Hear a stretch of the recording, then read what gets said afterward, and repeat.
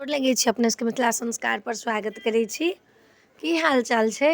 अपने सब लग में उपस्थित भेलहुँ हँ जे नर्क निवारण चतुर्दशी के महत्वपूर्ण बात लऽ कऽ जे किया लोक करै छै, कथी ला चतुर्दशी लोक करै छै।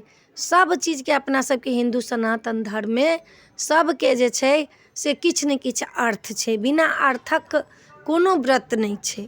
ई जे छै नर्क निवारण चतुर्दशी माघ के से बहुत बड़का चतुर्दशी छै। ई साधारण चतुर्दशी नहीं छै। ई जे छै से सब गोटा चतुर्दशी केलखिन। तऽ अपने सबके महत्वपूर्ण बात बतबै छी। माता पार्वती जे छथिन से गेल छथिन तपस्या करऽ के लेल। तपस्या करऽ गेलखिन जखन महादेव प्रसन्न भेलखिन हँ तऽ एही चतुर्दशी के प्रसन्न भेलखिन हँ। आ तखन महादेव कहलखिन हँ जे घर जाउ, आब अहाँके विवाहक दिन जे छै से नजदीक आबि जायत।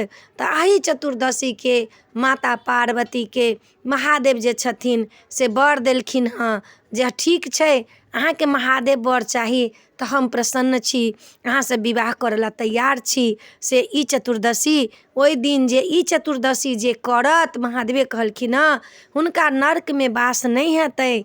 ई नर्क निवारण चतुर्दशी के दिन में माता पार्वती के वरदान देलखिन हँ महादेव।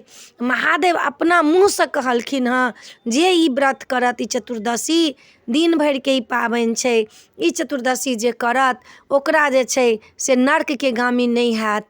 ओकरा जे छै जे किछु कहै छै जे पूछै छी ओहिठमन चित्रगुप्त लग में तऽ एहि चतुर्दशी के बारे में पूछै छै तऽ कहै छै जे हाँ ई चतुर्दशी हम केने छी। चतुर्दशी अहाँ रहब केने तऽ अहाँ लाल रंग के अहाँके लागल रहत, अहाँके जे रहै छै सबतरि छै जे कहै छी ने हाजरी लगबै छी से सबके हाजरी हुनका लग में छनि।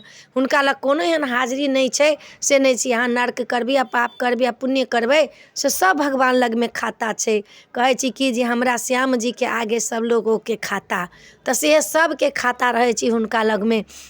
कनिकोटा के चीज करबै, ककरो से चोरा के अहाँ करबै सेहो अहाँके लिखल रहत ओहिठाम। एहिठाम हम नहीं देखब लेकिन ऊपर तऽ ईश्वर देखते छथिन। कहै छै नीचा पंच ऊपर परमेश्वर देखै छथिन। एहि चतुर्दशी के जे माता पार्वती जे छथिन गौरी माता से केलखिन, ई लक्ष्मी केलखिन हँ, ई सरस्वती केलखिन हँ, कुबेर केलखिन हँ एहि व्रत के। तखन यमराज जे महादेव के मुँह से सुनलखिन हँ तऽ यमराजो केलखिन हँ कि हम तऽ सब पापी के दै छी दंड, आ हमरा के देत दंड। ताहि दुआरे हमहूँ ई चतुर्दशी करै छी जे हमरा के दंड नहीं दे, हम ककरो श्रापित नहीं होई, हम किनको श्राप नहीं पाबी। ताहि दुआरे लोक ई चतुर्दशी करैया। ई चतुर्दशी केला में अहाँके एकटा जे कहै छी चतुर्दशी करै छी आ सैकड़ों ब्राह्मण के प्यास जे पानि जे पियबै छी बैसाख महीना में ओकर फल भेटत। ई चतुर्दशी अहाँ सब करब तऽ बुजुर्गो करै छै, दिन भर के ई पाबनि छै।